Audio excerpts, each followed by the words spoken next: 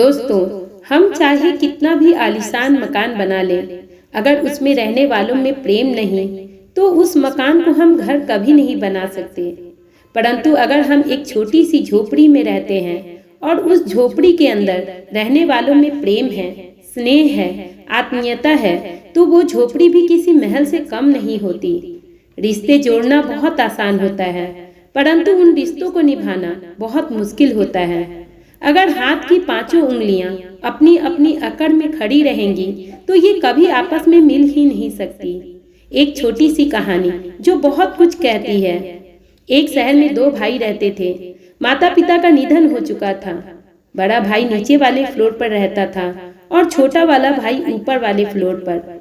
बचपन में दोनों भाइयों में बहुत प्रेम था। साथ खेलते, साथ पढ़ते, एक दूसरे के दुख दर्द को समझते। पर कब दोनों के बीच में मन मुटाव बढ़ता चला गया।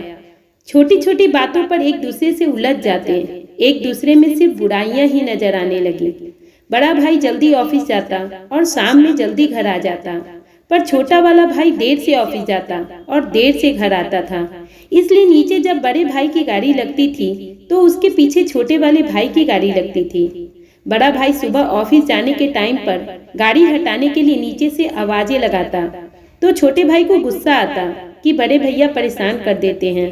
कहने का मतलब दोनों भाई छोटी छोटी बातों को, छोटे छोटे विवादों को तूल देने लगे थे। कभी जब बच्चों की आपस में लड़ाई हो जाती तब दोनों भाई आपस में बहस करने लगते थे, जिन बातों का वास्तव में कोई महत्व नहीं था। कभी कभी जब ऊपर से धम धम की आवाजें आती तो बड़ा भाई नीचे से डांटने लगता था कि अपने बच्चों को समझाओ, फर्श पर कूद रहे हैं, आवाजें आ रही हैं, नींद डिस्टर्ब हो रही है। तो छोटे भाई को ये लगता कि भैया को मेरे बच्चे अच्छे नहीं लगते हैं।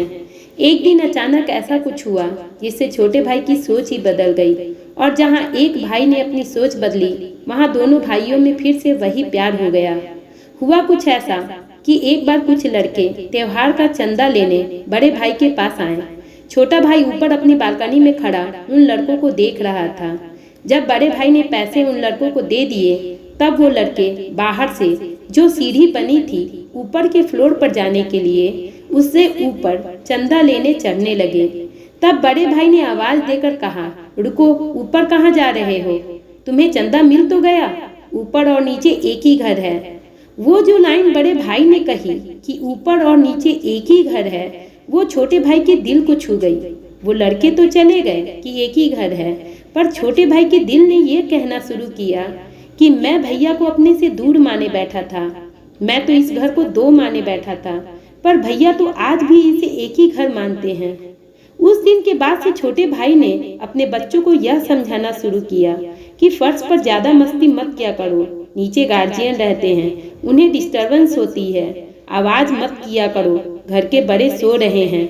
उस दिन के बाद से छोटा भाई सुबह जल्दी उठ जाता और अपनी गाड़ी को बाहर लगा देता ताकि बड़े भाई को दिक्कत न हो। जब वो ऑफिस जाएं तो उन्हें और देर न हो। दोस्तों, बहुत छोटी सी कहानी जो यह बताती है कि अगर हम अपने नजरिए को, अपनी सोच को थोड़ा सा अच्छा कर लें तो फिर रिश्तों में प्यार की जो खुशबू आती है वो किसी गुलाब से कम नहीं होती।